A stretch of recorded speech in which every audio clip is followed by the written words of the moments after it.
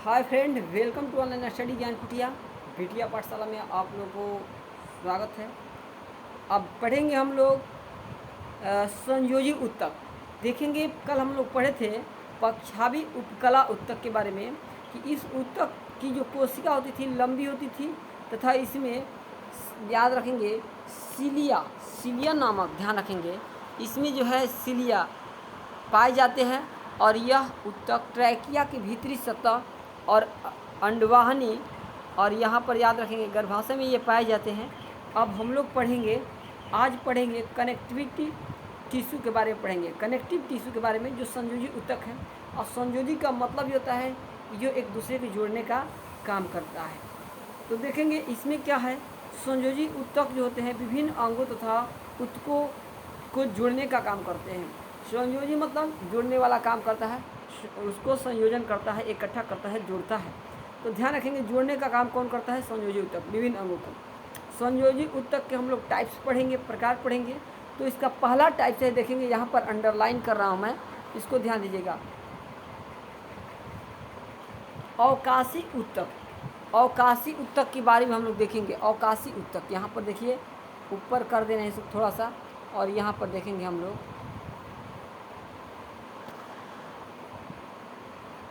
अवकाशी जो उत्तक होते हैं। देखेंगे कह रहा है कि यह उत्तक रक्तवाहिनियों तथा तंत्रिकाओं के चारों तरफ जो होते हैं ये घेरा बनाता है। ये कहने का मतलब कि यह उत्तक है ना, रक्तवाहिनियों तथा तंत्रिकाओं के चारों तरफ घेरा बनाते हैं। आगे देखेंगे नेक्स्ट पॉइंट है वसा संयोजी उत्तक। वसा संयोजी उत्तक आपका दूसरा पॉइंट है, वसा संयोजी उत्तक। तो इसको देखेंगे, कह रहा है कि वसा संयोजी उत्तक जो होता है इसका काम क्या होता है। तो यह उत्तक वसा को संचित करके रखता है और यह शरीर के ताप को बनाए रखता है। तो सबसे बढ़िया पॉइंट आप लोग को ये ध्यान रखना है कि कौन सा उत्तक है जो शरीर के टेम्परेचर को बनाए रखता है। तो याद रखेंगे वसा संयोजी उत्तक। और वसा नाम है तो वैसे ही पता चलता है कि शरीर में वसा का संचय करके ये काम करने का काम करता है, संचित करने का काम करता है। नेक्स्ट पॉइंट देखेंगे हम लोग। नेक्स्ट पॉइंट है आपका कंडरा। तो कंडरा जो होता है जिसको हम लोग ध्यान से सुनिएगा, आप लोग पढ़े भी होंगे। टेंडन जो होता है, टेंडन का क्या काम होता है, लिगामेंट का क्या काम होता है। तो पूछता है कि मतलब कि मांसपेशियाँ को हड्डी से जोड़ने वाले को क्या कहते हैं, हड्डी को हड्डी से जोड़ने वाले को क्या कहते हैं, मांसपेशिया को मांसपेशिया से जोड़ने वाले को क्या कहेंगे। वही चीज़ आप लोग पढ़े होंगे टेंडन, तो जिसको हम लोग बोलते हैं कंडरा। तो कंडरा का काम क्या होता है तो याद रखेंगे, देखिए अंडरलाइन कर रहा हूँ। यह संयोजी उत्तक मांसपेशियों को अस्थि से या दूसरी मांसपेशियों से जोड़ता है। तो मांसपेशियों को अस्थि से जोड़ने का काम और मांसपेशियों को दूसरी मांसपेशियों से जोड़ने का काम किसका काम होता है तो याद रखेंगे कंडरा का होता है, जिसको हम लोग टेंडन बोलते हैं। तो टेंडन का काम होता है कि मांसपेशी यानी कि हड्डी को ये मतलब कि मांसपेशी यानी कि मांस को अस्थि से जोड़ेगा। अस्थि मतलब हड्डी से जोड़ेगा। तो मांसपेशियों को हड्डी से जोड़ने का काम कौन करता है तो याद रखेंगे कंडरा, जिसको हम लोग टेंडन बोलते हैं। चलिए नेक्स्ट पॉइंट देखेंगे स्नायु, जिसको हम लोग बोलते हैं लिगामेंट। तो ये लिगामेंट का क्या काम होता है तो इसको भी ध्यान रखेंगे। लिगामेंट क्या करता है तो ध्यान रख दीजिएगा। चलिए देखेंगे स्नायु वाला, यहाँ कह रहा है ना कि यह उत्तक हड्डियों यानी अस्थि को दूसरे हड्डियों से जोड़ता है। तो हड्डी को हड्डी से जोड़ने वाला जो उत्तक होता है जिसको हम लोग कहते हैं लिगामेंट। और ये भी ध्यान रखना है कि लिगामेंट को हम लोग हिंदी में कहेंगे स्नायु। तो आप लोग को कह देगा कि हड्डी से हड्डी को जोड़ने वाले उत्तक जो होते हैं ये क्या होते हैं, तो ये भी ध्यान रखना है आपका। तो लिगामेंट जिसे हम लोग स्नायु बोलते हैं। चलिए नेक्स्ट पॉइंट देखेंगे, ध्यान दीजिएगा। नेक्स्ट पॉइंट है उपास्थि उत्तक। उपास्थि उत्तक का काम क्या होता है तो यह उत्तक जो होता है उपास्थि अस्थियों को जोड़ने को ठीक ना, या जोड़ को, जो अस्थि का जोड़ होता है, ज्वाइंट होता है, उसको चिकना बनाता है। इसीलिए ना क्या होता है कि जो हम लोग का जहाँ ज्वाइंट होता है वहाँ कभी कभी चर की आवाज़ आती है। तो इस चीज़ को ध्यान रखना है कि ये काम कौन करता है, चिकना करने का काम तो आपका यही है। आप ये जो उपास्थि जो उत्तक है यही काम करता है, चिकना बनाता है।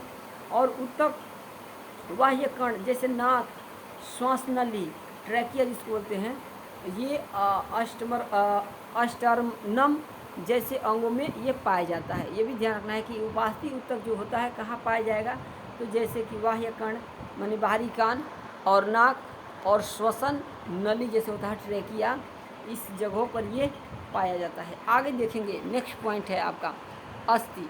तो इसमें देखेंगे आप लोग को दिखा रहे हैं, कह रहे हैं कि बोन का मतलब होता है अस्थि यानी हड्डी। तो इसका काम क्या होता है देखेंगे। कह रहे हैं ना कि यह काफ़ी मजबूत संयोजी ऊतक है। पूछेंगे कि सबसे मजबूत ऊतक कौन सा है, तो याद रखेंगे अस्थि जिसे बोन कहेंगे, क्योंकि इस ऊतक में मैट्रिक्स कैल्शियम, ये पॉइंट आप लोग को याद रखना है, मैट्रिक्स कैल्शियम। तो मैट्रिक्स कैल्शियम तथा फास्फोरस, ये भी ध्यान रखना है, फास्फोरस लवण से बना होता है। तो ये भी ध्यान रखना है कि ये जो होता है ना, ये किस किस से बना होता है, तो याद रखेंगे मैट्रिक्स कैल्शियम से और फास्फोरस से बना होता है। और अस्थि में मैट्रिक्स में ओसिन नामक प्रोटीन होता है, ये भी ध्यान रखना है, हेडिंग दे रहे हैं यहाँ पर देखेंगे, ये होता है ओसिन नामक प्रोटीन जो होता है इसी ऊतक में पाया जाता है अस्थि में। और याद रखेंगे यह काफ़ी मजबूत संयोजी ऊतक है, कौन, अस्थि आपका बोन। और ये क्या होता है, इसमें क्या पाया जाता है, तो दूसरा पॉइंट, तो मैक्सिस कैल्शियम, मैट्रिक्स कैल्शियम और फास्फोरस के लवण जो होता है इससे ये बना होता है, ये पाए जाते हैं। और इसमें एक चीज़ और याद रखना है, क्या, मैट्रिक्स जो होता है ना उसमें आपका ओसिन नामक प्रोटीन पाया जाता है। मैट्रिक्स में क्या पाया जाएगा, तो ओसिन नामक प्रोटीन पाया जाएगा। और नेक्स्ट पॉइंट थोड़ा सा फास्ट चलेंगे अब, तो नेक्स्ट पॉइंट है देखेंगे, इसी का पॉइंट है, करें कि लंबी तथा मोटी अस्थि के बीच एक गुहा होता है जिसे मज्जा गुहा कहते हैं, ठीक है ना। और यह मज्जा गुहा में जब एपिडोज ऊतक यानी कि वसा ऊतक भर जाता है तो उस मज्जा गुहा को अस्थि मज्जा कहते हैं, जिसे हम लोग कहते हैं बोन मैरो, जिसको हम लोग कहेंगे बोन मैरो। नेक्स्ट पॉइंट देखेंगे, लाल अस्थि, यहाँ पर हेडिंग थोड़ा सा दे रहे हैं, देखेंगे अंडरलाइन कर रहे हैं, इसको देखेंगे।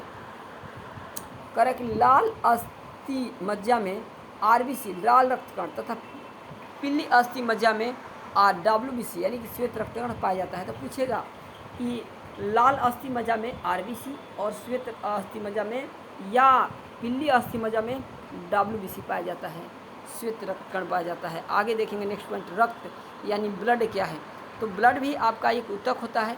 ये भी पूछेगा कि ब्लड कैसा ऊतक होता है, तो ध्यान रखेंगे ये 9th और 10th के लिए इम्पोर्टेंट क्वेश्चन है। और 10th के 10वीं क्लास की जो बायोलॉजी पढ़ेंगे तो उसमें दिया है, देखेंगे रक्त यानी ब्लड। ब्लड जो होता है एक संयोजी ऊतक होता है, देखिए अंडरलाइन कर रहा हूँ इसको, देखेंगे संयोजी ऊतक होता है। इस ऊतक में मैट्रिक्स ठोस ना होकर तरल रूप में होता है। तो इसमें भी मैट्रिक्स पाया जाता है, लेकिन वो कैसा पाया जाता है, तो याद रखेंगे वो आपका तरल अवस्था में पाया जाता है, याद रखिएगा, वो ठोस अवस्था में नहीं पाया जाता है। और नेक्स्ट पॉइंट देखेंगे, यहाँ पर अंडरलाइन कर रहा हूँ, रक्त का 50% भाग प्लाज्मा का बना होता है, ये भी ध्यान रखिएगा। रक्त का 50% जो भाग होता है ना, वो किसका बना होता है, तो ये प्लाज्मा का बना होता है। और याद रखेंगे शेष जो 45% भाग है आपका रुधिर कोशिका होता है, रुधिर कोशिका होता है, और 5% भाग अन्य होता है, इसको भी ध्यान रखेंगे। आगे देखेंगे नेक्स्ट पॉइंट है आपका, नेक्स्ट पॉइंट है कि प्लाज्मा का 90% भाग होता है, जो 90% प्लाज्मा का वो आपका जल होता है, लेकिन रक्त का 50% क्या होता है, प्लाज्मा होता है। और प्लाज्मा है क्या, तो ये भी ध्यान रखना है कि प्लाज्मा का जो 90% भाग है वो आपका जल है, और 45% जो होता है उसमें रक्त में आपका रुधिर होता है। और दूसरी बात ध्यान रखेंगे, तो प्लाज्मा का 90% जल होता है और शेष 7% जो होता है ना प्रोटीन होता है। और तथा उसके बाद जितने परसेंट हो जाएंगे जैसे अकार्बनिक हो जाएंगे, कार्बनिक जैसे हो जाएंगे, ये सारा पदार्थ होता है। तो याद रखेंगे 90% जो प्लाज्मा का भाग होगा जल होगा, और 7% प्रोटीन कार्बनिक और अकार्बनिक हो जाएंगे। नेक्स्ट पॉइंट देखेंगे, यहाँ पर नेक्स्ट पॉइंट है रक्त कण जो होता है आरबीसी। तो रक्त को 3 प्रकार की कोशिका होती है, रक्त में जो होती है ना ये 3 प्रकार की कोशिका होंगी। तो कौन कौन रखेंगे, याद रखेंगे, आरबीसी यानी कि लाल रक्तकण होता है, रेड ब्लड कर्पल्स, और एक होता है आपका श्वेत रक्तकण डब्ल्यूबीसी, वाइट ब्लड कर्पल्स, और आपका होता है सी प्लेटलेस्ट। ये 3 प्रकार होते हैं, देखेंगे ये रक्त में 3 प्रकार की जो कोशिका होती है, यही आपका प्रकार है। और नेक्स्ट पॉइंट आगे देख रहे हैं, आपको आगे दिखा रहे हैं, देखेंगे नेक्स्ट पॉइंट आपका है लसिका। तो जिसको हम लोग कहते हैं लसिका है, इसका काम क्या है, तो लिम्फ का काम होता है कि लसिका और रक्त के समान ही तरल संयोजी ऊतक होता है। तो लसिका भी जैसा रक्त होता है ना, वैसे ही एक तरल पदार्थ होता है, और लसिका में केवल श्वेत रक्त कण यानी कि WBC भी पाया जाता है। WBC होता है, इसमें लाल रक्त कण तथा प्लेटलेट का अभाव होता है। ये भी ध्यान रखना है कि लसिका जो होगा ये आपका ब्लड के टाइप का ही होगा, ब्लड के मतलब जैसा ही होगा, और ये केवल श्वेत रक्त कण यानी कि WBC वाइट ब्लड कॉर्पस में होता है। इसमें लाल रक्त कण तथा प्लेटलेट्स का अभाव होता है। ये भी ध्यान रखना है कि लाल रक्त कण जो होता है RBC यानी कि RBC और आपका प्लेटलेट का इसमें अभाव होता है, किसमें? लसिका में, ठीक है ना, लिम्फो में, और याद रखेंगे लिम्स में। और दूसरी बात, इसका नेक्स्ट पॉइंट यहाँ देखेंगे, अंडरलाइन कर रहा हूँ कि लसिका कोशिका एंटीबॉडी बनाते हैं। याद रखिएगा, एंटीबॉडी का निर्माण कौन करेगा? तो लसिका कोशिका करता है। जीवन यानी कि जीवाणु, याद रखेंगे, जो जीव तथा अन्य सूक्ष्म जीवों के संक्रमण को रोकता है। तो याद रखेंगे, संक्रमण को रोकने का काम भी आपका ये करता है। और इसमें WBC है तो WBC का काम ही है क्या? रोग प्रतिरोधक क्षमता को ये बढ़ाता है, बनाता है। नेक्स्ट पॉइंट देखेंगे आगे हम लोग कल पढ़ेंगे, कल पेशी ऊतक, ठीक है ना, मस्कुलर टिश्यू हम लोग पढ़ेंगे, कल पढ़ेंगे। आज के लिए इतना ही, वीडियो लॉन्ग हो जाएगा। तब तक के लिए सभी लोगों को जय हिंद, जय भारत।